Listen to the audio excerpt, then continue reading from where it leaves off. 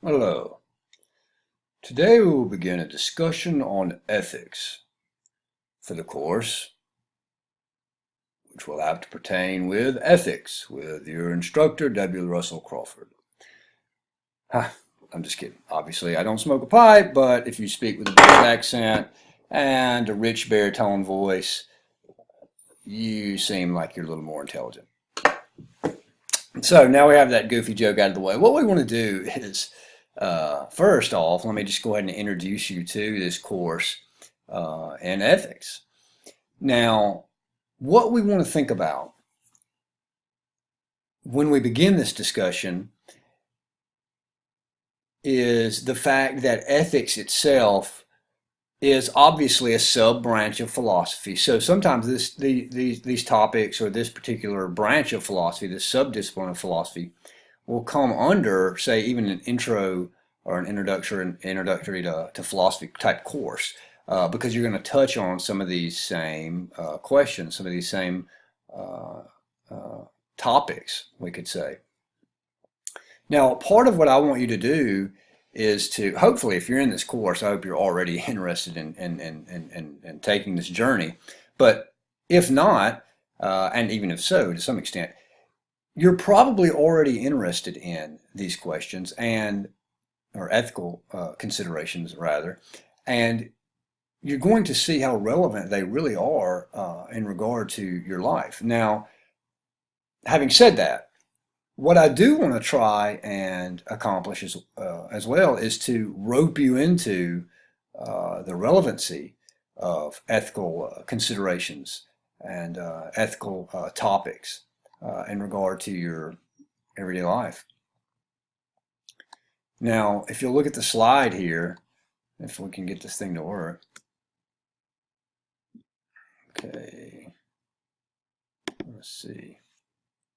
There we go. All right, so if you'll look at your slide here, we've already started to at least broach the topic of the relevancy of the study of ethics. So how relevant is the study of ethics? I want you to think of, or go ahead and consider possibly one of your favorite cinematic pieces, one of your favorite movies.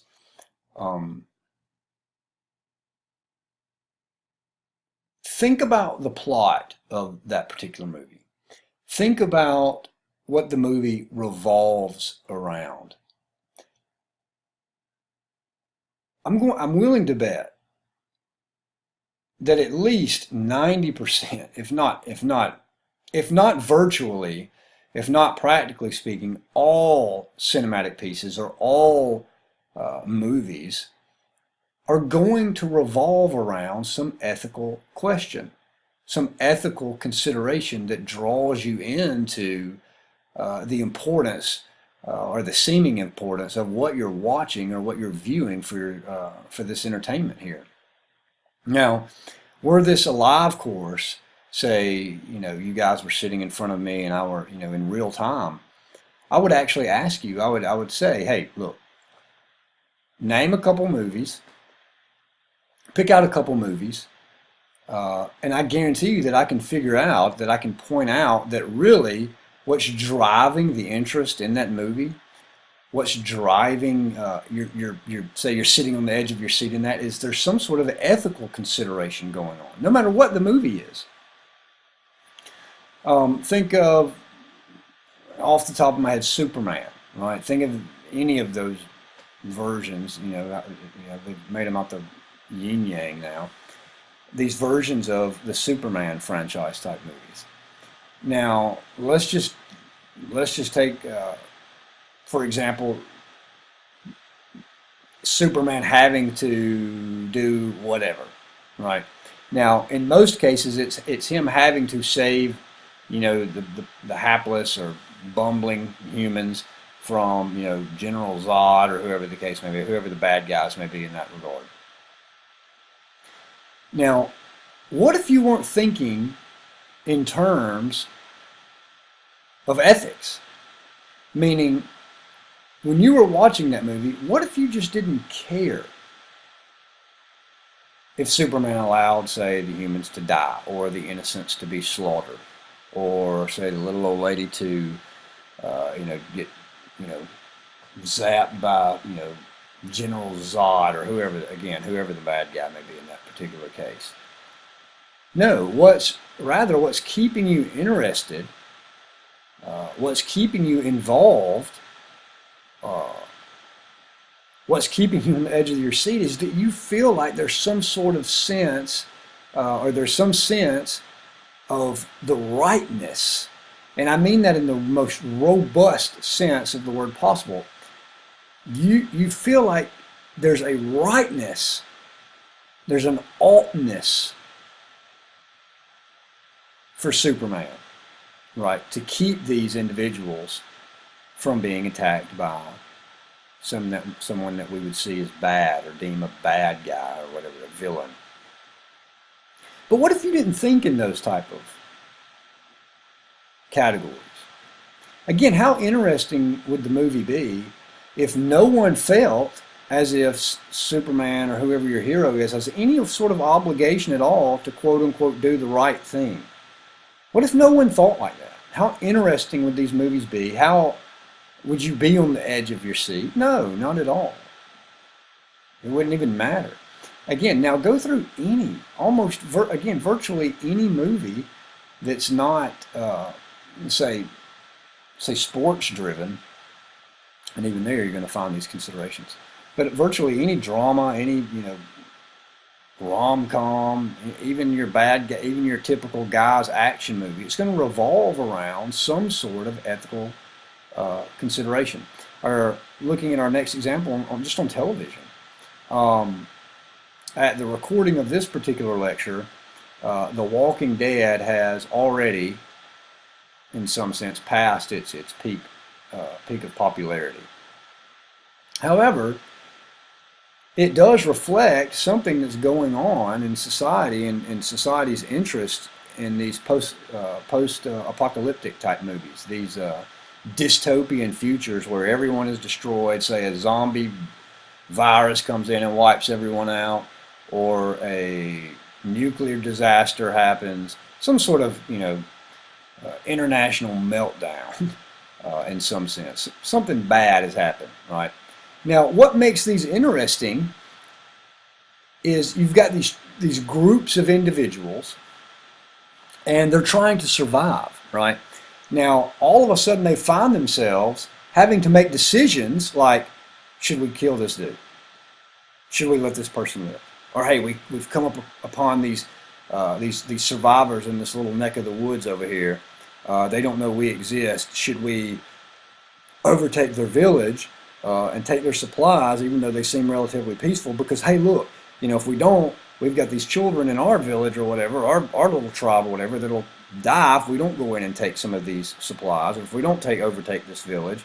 Or should we rather work with them to try to glean more resources, and whatever the case may be. Now again, that's all of those are ethical considerations. And again, those are the deep questions that people are asking that make all of these things interesting, all of these television shows. Again, you can think of Lost, you can think of Survivor, you can think of Walking Dead, you can think of movies such as, again, The Road. Any of these movies all have to do with these heavy ethical questions. In fact, you identify with these, you just didn't realize that they already had names. So for instance, after this course, hopefully you'll be able to watch some of these movies or some of these television shows and whatnot, and you'll say, oh, look, right now they're asking these ethical questions, and that's actually the ethical theory of utilitarianism. And I really don't think that's a good theory, because here are the critiques of that. Here's why that won't work if you try to apply this long run. Or it won't work if you try to use its axiom as your working ethical principle, blah, blah, blah, blah, blah. Hopefully you'll be able to identify these things. Nevertheless, these are what, again, keeps so much of this interesting, so much of these television shows and these forms of entertainment interesting. As if it shouldn't be obvious already, legislation, again, if you just look at this example here, legislation involves heavy ethical considerations, right? What does it mean to murder someone? What does it mean to commit manslaughter as opposed to murder? Is there a difference? Why ought I not steal my neighbor's property? Why not I try to advocate for a socialistic type of government over a government that revolves around capitalism of some sort, or vice versa? There's an oughtness about that, right? You feel like that, oh, well, I ought to do this as opposed to doing that. Again, these are ethical questions. These have to do with and pertain to ethics. So at this point, you may say, well, what on earth is ethics, right? Like, we keep talking about that. What is ethics? So the first thing we want to do is we'll briefly talk about what ethics is, right? What is ethics? But we're going to do this, if you've noticed, I've added right here into the slide, we're going to do this from a 1,000-foot overview, right? And what I mean by that, I'm just speaking analogously in the sense that, say, for instance, if you get on Google Maps or whatever and you're looking at your hometown, it starts out, right, with a view from, miles overhead. Then you can narrow down to look at something specific. And that's what we're going to do in this first lecture, is we're going to try to look at this whole topic as if we're 1,000 feet over the whole thing before we start to narrow down in on the specifics of each individual ethical theory, different considerations and whatnot. Hopefully this will make it a little easier for you, right? When we start to get down into the specifics, you'll already have a vague, though somewhat ambiguous and unconnected view, but at least we'll have already addressed some of these things beforehand, so you know where we're going with this. So we're going to start from 1,000 foot above. Now, what is ethics? Now, we're going to use there's all sorts of definitions for what ethics is. I'm going to go essentially with just a roughshod definition of the term, and we'll use basically something, a Christian philosopher like somebody like Norman Geisler's definition of that.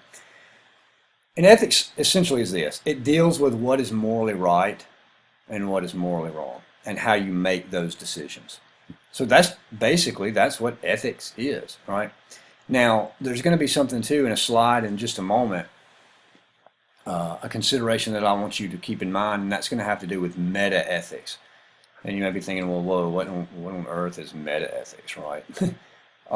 Well, if ethics is what is morally right and wrong, how do we perform these actions? Well, meta-ethics just means beyond ethics. What grounds these considerations, right? So, okay, look, we've got this ethical system that says in this situation, this is what you're supposed to do to perform the right action.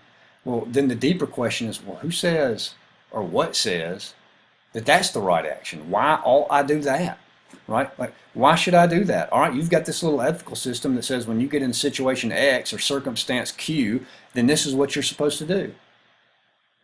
But why ought I do that? Like, what makes that ethical theory in and of itself, quote unquote, right or wrong or correct morally, right? Or why do I have an obligation to follow even that particular ethical theory? And that will have that pertains to meta-ethics, which again could have its own course. You could have an entire course in meta-ethics, but I do want us to keep in consideration even these meta-ethical concerns while we're talking about ethics here. Now, just a little background, just so you know, just toss in for free. Well, I guess it isn't free. You're in the course. But just to toss in, meta-ethics was given by Aristotle in the sense of he had all of his treatises lined up or whatever. And when he did his work on the physics, after that came the metaphysics. Now, there's been speculation. Some meant that when Aristotle was talking about metaphysics after the physics, it just literally meant in chronological order. Meta meaning after or beyond, and he did this after he talked about physics, and so it's just after, right, or beyond. But others take a more abstract approach to that, and I think they're right in this, is meaning that well, you've got the physics, you've got the particulars, but metaphysics deals with the beyondness or the grounding or what the isness, the whatness of those, even the physics themselves. And again, that's very rough, a bit oversimplified, but that's where we're also, when we talk about meta-ethics, it's roughly similar to that. Now, look at your PowerPoint here. What is ethics, descriptive and prescriptive? Again, if we were face to face, I would just stop at this point and say, well, what do you think the difference is? What do you think the difference is between a descriptive ethical theory and a prescriptive ethical theory? All right, let's talk about it. Descriptive roughly just means a description, right? I mean, that's pretty self-explanatory. So it describes how a society or how individuals are acting. Meaning that, in fact, you see this a lot in Scripture, right? You'll see you're flipping through the Bible or whatever, and it records how people act, or it records how Israel is acting. Though it's not necessarily saying that that's how you ought to act, right? It's not necessarily saying that, David is on the rooftop or whatever and sees someone's wife, and he goes through this elaborate scheme in order to get his new bride. It's not saying that you ought to do that. It's merely what? Describing his ethical behavior at that point. Now, strictly speaking, we're going to look at we'll use this word for lack of better terms at the moment, a theory called moral relativism. Now, that would fit under what we would call something like a descriptive type ethic. Even though, technically speaking, moral relativism is not an ethical theory. It's more like an amoral observation, meaning this is just what societies do, this is just what a particular individual does. But we'll look at that in more depth when we talk about moral relativism. So let's skip down to, or go over here on your PowerPoint to the most important aspect of this little sentence when we talk about what is ethics, and look at prescriptive. So if we contrast prescriptive with descriptive, right? If you think that if descriptive is just describing how people and or societies or cultures act, what do you think that prescriptive, what do you think the prescriptive aspect of that is? I'm just going to give you a moment to think about that. And here's a hint, think about a pharmacy. All right, there you go. So you could have pushed pause if you want to think about that, but if not, here we go. Prescriptive is just essentially what? Prescribing, right? Again, think about a pharmacy or think about a doctor or whoever. It's prescribing certain moral actions or a right and a wrong choice, right? Meaning that you're supposed to act this way, right? Or you're supposed to act in such a way, right, that this will be the outcome or whatever. So here's a word we'll probably use a whole lot during this particular course, is oughtness. So the word ought, like, hey, you ought to go to the store right now, right? Or you ought to blah, blah, blah, blah, blah, or whatever. There's an oughtness about prescriptive ethical theories, and which, by the way, all of these, except when we look at moral relativism, all of these want to give you the oughtness. That is, all of these, aside from moral relativism, dub themselves or would label themselves as prescriptive ethical theories, meaning that if the ethical theory runs, if it works, so to speak, if it's true, then it's a prescriptive ethical theory, meaning that you ought to, right, perform some sort of course of action. Because again, it's prescriptive. It's giving you a prescription in regards to your moral behavior, so to speak. Now, there's another, just as we've mentioned, there's descriptive and prescriptive type ethics. There's look at your slide here, a deontological ethical system, or systems rather, versus teleological ethical systems.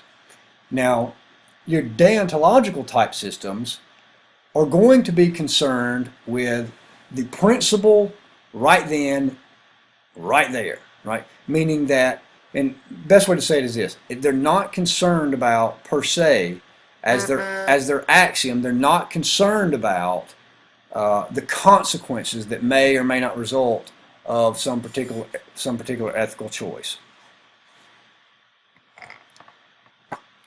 Now, we want to contrast that with the teleological ethical systems. Now, you're probably somewhat familiar with the term teleological because you're thinking maybe the teleological type argument. And in modern connotations, that would have something to do with a design type argument, right? However, and this is important, the old school design type arguments, the old school teleological arguments, were more in line with what this word actually means here, of telos, right, or teleological. And that has to do with an end goal, right, an end direction, so to speak, a purpose, right, that there's a purpose to something. Now, one of your ethical theories in particular that we'll get to later in the course will really head in on this type of meaning of the word. But it's kind of used, this word teleological is used a little loosely in regards to some of these ethical systems, because this connotation of teleological is they're just saying that if this ethical theory works, the whole point of this particular ethical theory, whatever it is, whichever ethical theory we're discussing at that point, the goal of that ethical theory is, no pun intended, the goal of that ethical theory is the end, right? The end goal, right? The consequence. So sometimes these type of ethical systems, these teleological ethical systems, are called consequentialist ethical theories, meaning that they go towards the consequences of what's going on, right? As opposed to the deontological, which has to do with the principle right then and right there. So you've probably heard your mama say, right? The ends don't justify the means, right? They're saying that what makes it right or wrong is this particular principle, this particular rule, this particular duty right here, right now, in this instance. You don't worry about the consequences. That's not what's important, right? On the other hand, these teleological type systems say, no, no, no, no. In fact, one in particular that we'll look at is completely, absolutely concerned with the consequences. And they would say it's exactly the consequences that make something right or something wrong. So right now you're probably thinking, well, oh man, like, yeah, I've noticed that. I've noticed that sometimes in my life I have even maybe argued something like, doesn't matter what's right or wrong on down the road. Well, let me rephrase that. Doesn't matter what happens down the road. What matters is what I do right now in this particular situation. Well, if you're doing that, then you're probably employing some sort of deontological type system. However, on the other hand, you've probably caught yourself saying, like, well, I could do this, but man, if I do this, then this will happen to my family or my kids or whatever, 20 years from now, and so I need to do this instead. Well, now you may be using or employing some sort of teleological type ethical system, or even possibly a consequentialist type ethic. Now, here's the rub. Those are supposed to be in contrast with one another, and those are supposed to be, well, let me say it this way. One is supposed to be right, and the other is supposed to be wrong. So how do we reconcile that, right? I mean, already we seem like, all right, well, maybe I'm not a very consistent human being, right? Or maybe I'm not a very consistent thinker if I'm jumping back and forth between how I believe I'm supposed to make ethical decisions and or ethical considerations. So hopefully we'll get into that in the course, and hopefully we'll kind of cash out some of that, flesh a little bit of that out, because what we want to do is people, specifically the type of people that you would call yourself right now, is you want to develop not just a systematic or consistent worldview, but what comes along with that is obviously how you make your ethical decisions, right? How you determine right from wrong, and how you act in accord with your beliefs or your principles or whatnot. So, not only do you want to have a consistent worldview, but part of having a consistent worldview means that you're going to have a consistent way in which you go about your ethic, the way you go about in making moral decisions. How are we supposed to do that, right? Now, there's one system in particular that I think that is going to, this is my personal view. Of course, you'll have to make this decision yourself as you read and you study our texts here, our textbooks and additional readings and whatnot. But I think that there's going to be one view that stands, I think, heads and shoulders above the rest of the ethical theories. Now, what I mean by that is I'm not going to say that I don't think that that particular view has any problems, any difficulties. In fact, any of the views that we look at are going to have difficulties, right? They're going to have problems. And what you're going to have to try to figure out, and hopefully this course will help you do that, what you'll need to do is say, well, all right, look, each view has some sort of difficulty that maybe I'm not necessarily comfortable with, but there are some that are so abysmal that there's just no way that I can hold to some sort of that type of theory. There's just no way that I can hold to that type of ethical theory. And then you're going to have to say, and though there's this one over here that does have some difficulties, these are existentially viable, meaning I can live with this. This isn't necessarily incoherent at its core. This isn't contradictory at its core, or this doesn't result in absolute absurdity in the philosophical sense, in the logical sense of the word, or hopefully the moral irrelevant sense of the word. So I think that you're gonna recognize that, you're gonna see that, and some of these I will just lay my cards flat on the table, and I'll say I just do not believe that you in good well, I can't say about your conscience, but I cannot in good conscience even teach this, some of these theories as a viable system of ethics or a viable mode of behavior. Notably, I'll go ahead and say right now, I'll drop my bias right in front of you right now, something like moral relativism, right? In fact, I would even venture to say, I'll just go ahead and be so bold as to say, I hope that by the time we finish discussing moral relativism, that there will never be a time in your life, at least from this point forward, that you think that moral relativism is any sort of viable option for you as you approach the topic of ethics, right? Now, having said that, what are some of these ethical theories? What are we going to be looking at here? What are some of these systems that we're going to look at? Or, to word it a little more formally, on which ethical system, wait a minute, I'll get my pipe here. On which ethical systems shall we peruse? All right, so let's look at some of those. Again, I don't even have to go over this point because we've already mentioned this, but just to keep in mind, a quick word regarding these meta-ethical considerations and the goal of these ethical systems. Remember, each one of these, if they work,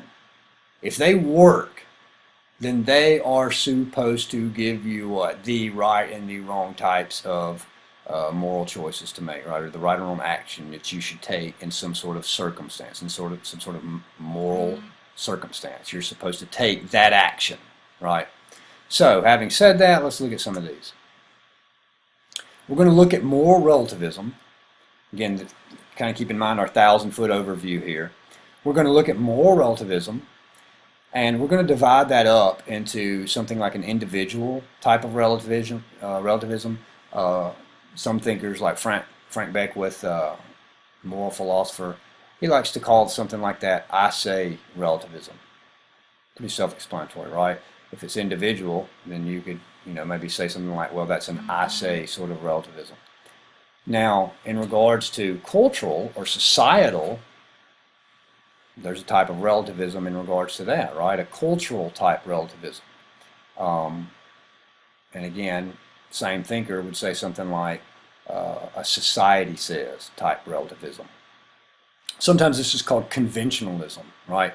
That, society will say this or whatever, this is right, this is wrong, as a whole, as a society, and sometimes that would be called conventionalism. Now, you'll notice on the slide here that there's something called ethical egoism. Now, we may discuss this as we discuss moral relativism. Because moral relativism, if you'll remember, is strictly speaking an ethical theory. It's something more like an moral theory. And meaning, so think of atheism, the Greek prefix combined with theism would mean no God, something like that, right? From the Greek prefix. So when I say moral, it means like no, right? The negation, the Greek negation there. There's no sorts of ethics or whatever. Now, ethical egoism, strictly speaking, is not, and again, very strictly speaking, is supposed to be not amoral or whatnot. It's just to say that, and I may save this, I don't want to get too deep into it because I want to save it in case we do speak about it under moral relativism. But it's supposed to be an ethical theory, meaning that you're supposed to act in a certain way. I just want to say something like, I just want to kind of argue something like that moral relativism or ethical egoism is really just moral relativism in a really bad tuxedo, but maybe we'll get into that later. By the way, let's go ahead and say this. Moral relativism is probably the prevailing view in regard to not just ethics, of course, but just the prevailing moral view in our culture right now. And in our culture, I'm referring to modern Western society. It's kind of a sad thing. Hopefully you'll see that it's more than a sad thing when we begin to look and when we start to digest and look at the implications, some of the logical implications of what moral relativism actually will result in if it is, again, carried out or lived out in a consistent fashion, consistent manner. And again, as I've just said, we may look at ethical egoism as well, and then hopefully you would see why I would say something like that. Ethical egoism is really just moral relativism in a tuxedo, right? So we'll look at that. Now, the next ethical theory, and I'm not sure we'll do them necessarily in this order. I'm fairly confident we'll do them in this order, but just go ahead and say that as a disclaimer. But the next will be utilitarianism. And again, this is now, all right. Now, I should have said this to begin with as I clicked over to the slide. Now we're actually looking at real ethical systems, right? Now we're actually looking at ones that that don't claim to be amoral or just describing behavior. What we're looking at now, starting with utilitarianism here, technically with ethical egoism, but starting with utilitarianism right now, what we're looking at is these are the ethical systems that want to say this is how you ought to act. Meaning they're trying to figure out and ground, and again, this is our meta-ethical consideration. They're not only just trying to show you how to act, but try to ground what really is right and what really is wrong. And if you perform such and such an action, basing it off these ethical principles, right, that utilitarianism would give you, and the others that we'll mention, that if you put these principles into play, then you're a good person, right? Then you're living in the way in which you ought to live. Again, that word, ought. Remember, these are prescribing ethical behaviors here, or actions that you ought to take, the way you're supposed to live, right? So utilitarianism, if we go back to and think about our two camps of ethical theories, this is a teleological ethical system, right? Meaning that utilitarianism, if it works, well, even before it works, but it's concerned with the consequences, the end result, right? What happens on down the line is what makes something right or wrong, and we're going to look at that. We're going to look at some of the possible pros of that position, the possible benefits, or let's put it this way, some of the attraction of that position or this theory as an ethical theory, but we're going to look at some of the difficulties of it as well. And again, keep in mind these meta-ethical considerations.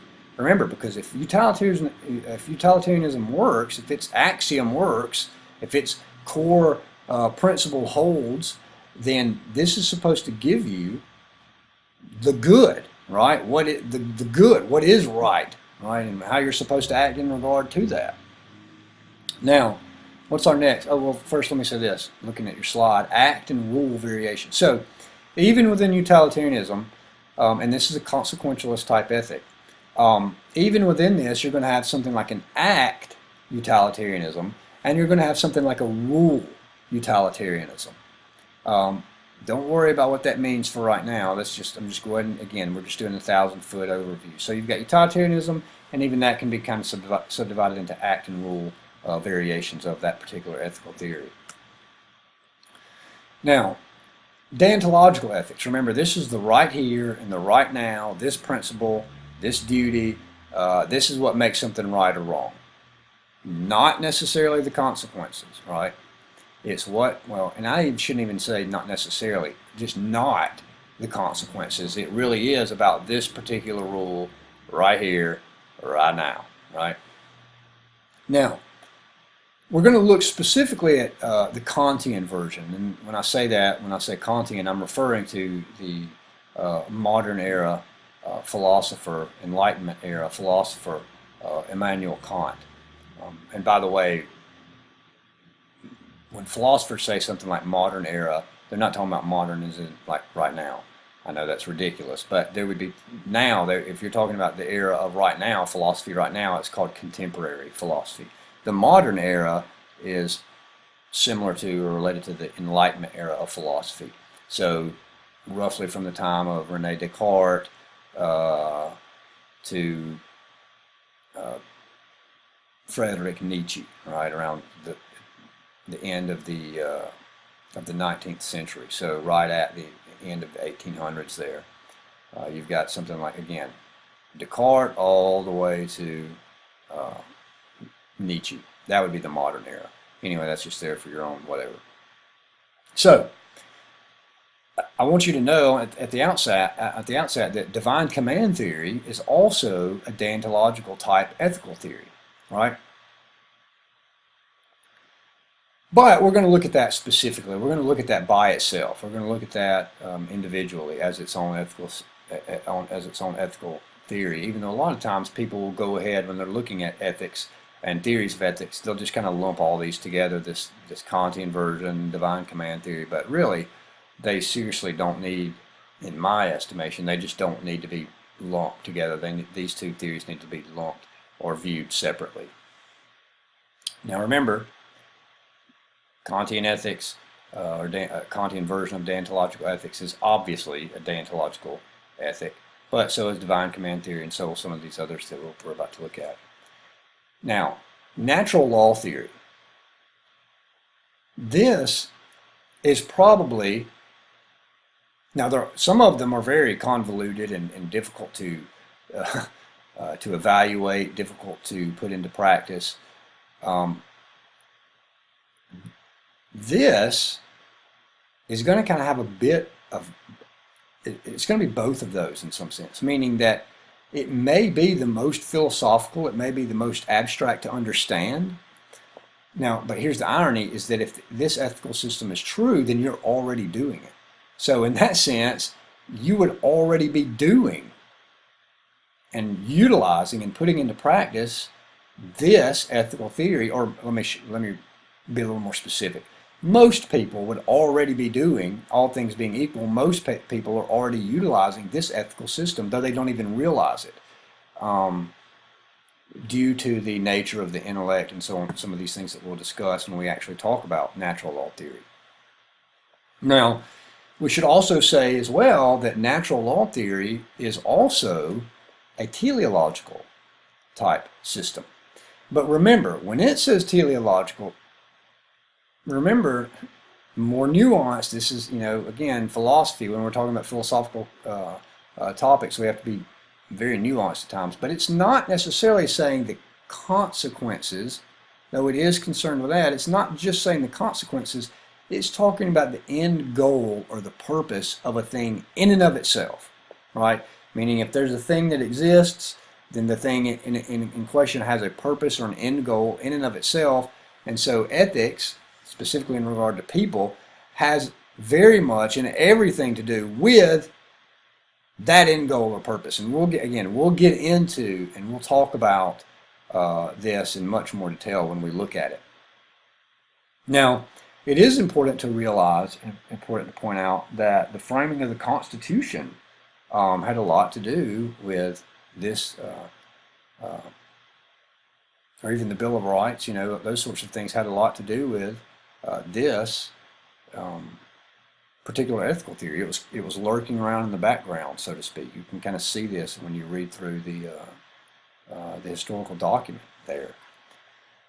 Now, natural law theory, some people will take this completely by itself as if it's its own ethical theory in and of itself, but some will combine it with our next ethical theory, which is virtue theory. Now, virtue theory,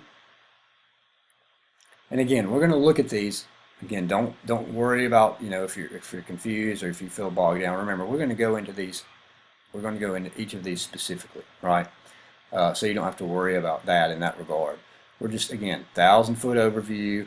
We're looking, we're standing in the very top of a tree, just looking down at the ground, trying to get a overall scheme of what we're going to go and as we flow through the course, so to speak. So virtue theory. Let me say it this way. Have you ever heard your parents, maybe your grandmother, whoever, say something like, "Look, I'm getting on to you right now because I don't want you just to act a certain way. I want you to become a certain type of person." Right? Meaning, I don't want you to just run around doing good things. I want you to become the kind of person that you just become a good person, right? Now, this is what virtue theory has more to do with, meaning that. Well, let me step back. Let me again take another step back and say it this way. Some of our ethical theories here are all about some particular choice that you make, and in light of that choice, you're either doing the right thing or you're doing the wrong thing. Now, some of the ancient thinkers, some of the old school thinkers, some of the thinkers, classical philosophers would say, well, that might be kind of a dim view of people. Maybe that's kind of a dim view of man, is that everything's just about duty and one moral choice versus another. And they might say something like this. They might say something like, wouldn't it be better to become the kind of person that wants to do the right thing? Not just that you're a person who's trying to do the right thing, but what if you could become the person that you actually turn into the kind of thing that wants to behave and act a certain way? So the good life, right? So when you think now in terms of quote unquote the good life, modern society, contemporary society says the good life is something like, beer and bikinis and babes or some boats, all this kind of stuff, right? Not so with the classical philosophers and the classical thinkers. They would say something like the good life. No, the good life has nothing to do with material possessions or having a bunch of entertainment and amusing this, that, or the other. The good life has to do with the type of person that you are becoming, right? Meaning that your ethical decisions, your ethical considerations are making you into the good, right? Your life is aligning with the abstract conception of the good.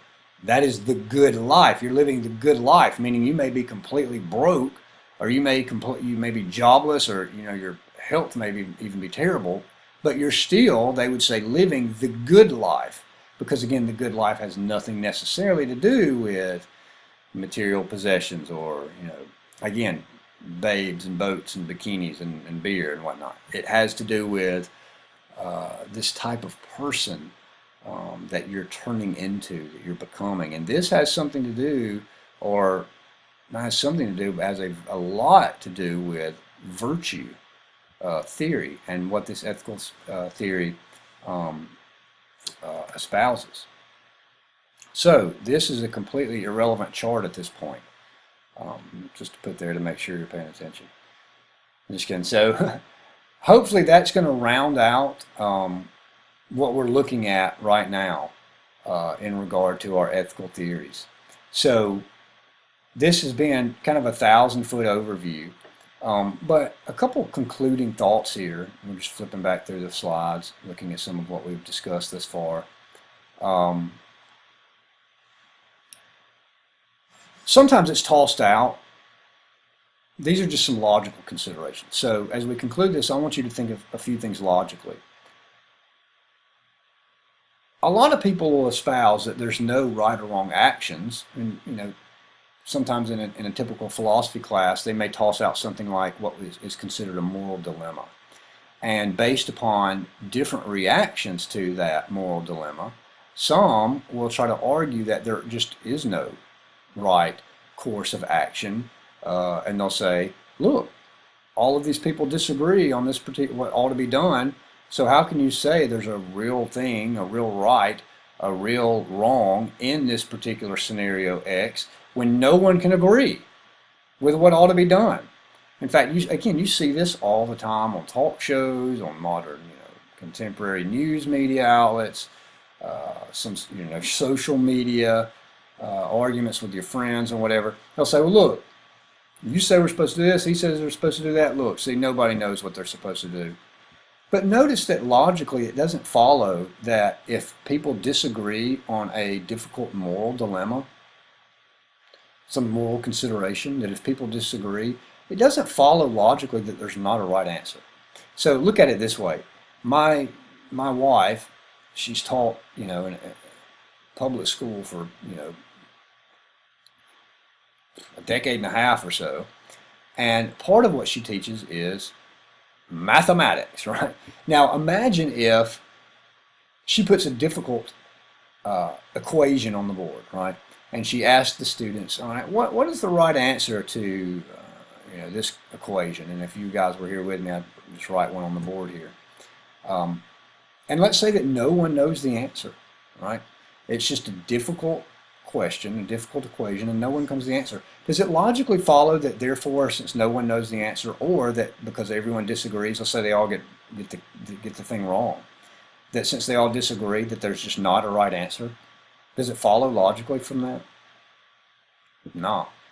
It doesn't follow at all, right? It doesn't follow that if there's disagreement on a mathematical question or a question of geography or historiography or any of these sorts of things, that there's a wrong, or that there's not a right or wrong answer to the thing. All that follows when you have lack of consensus is what?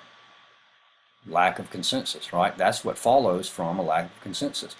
And notice as well that a lot of times when people toss out these difficult moral dilemmas or considerations, these moral questions, notice they never just give an easy one, right? They always want to jump to the hard case scenario, which there's no problem with looking at hard case scenarios. It's just that you can't try to use those to justify there's not right or wrong actions just because there's a hard case. In fact, if you've got a pretty bright student in the classroom, and this is what you love to see on social media, is that let's say that the professor or whoever tosses out a very difficult moral situation, or a situation that involves a difficult moral decision, it'd be wonderful just to see a class or a student say, well, wait a minute. I had a math class one time, or I had a history question one time, or I had a social exam one semester where no one got the right answer. Didn't follow there wasn't one, just followed maybe that we're all idiots or that we don't know, right? Or we haven't developed in our education long enough, or we're not far enough in the journey to help us evaluate difficult choices, right? It would be fantastic to kind of see that, as opposed to just watching students just swallow hook, line, and sinker the false false implication there that there's not a right answer just because they're difficult situations. Again, you may have heard of the trolley car example. That's supposed to be a difficult moral dilemma. You may have heard of the lifeboat example. You've got this, you've got an old lady, you've got a paralyzed woman, you've got a young child, you've got a criminal, and you've got a doctor on a lifeboat. However, it can't support all of them. At least one must be thrown overboard. Who do you throw overboard and why? And then everybody disagrees. Ha ha ha, see, look, there's no right answer, there's no wrong answer. No, it just doesn't follow, right? It's a difficult question. It doesn't follow that there's not a right answer because there's disagreement. What logically follows from a lack of consensus is, again, a lack of consensus. Now, hopefully that's enough to give you a rough overview of what we'll be looking at here. And again, if we look at some of these, what we've talked about thus far, is this relevant? Hopefully we've seen that it's relevant, right? It's not just a bunch of abstract goofiness. You're making ethical considerations every single day of your life. You're involved in ethical dilemmas every single day of your life in the form of entertainment when you watch movies and television and whatnot.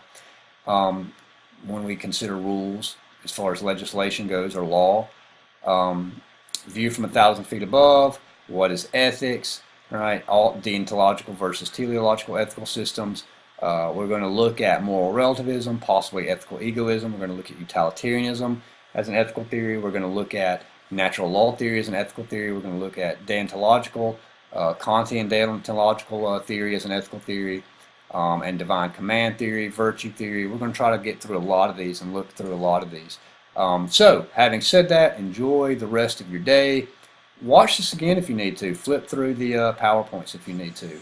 And I appreciate your time. And in the words of that August philosopher, Matthew McConaughey, and since I do have a southern accent as well, I'll try to capitalize on that and say, all right, all right, all right.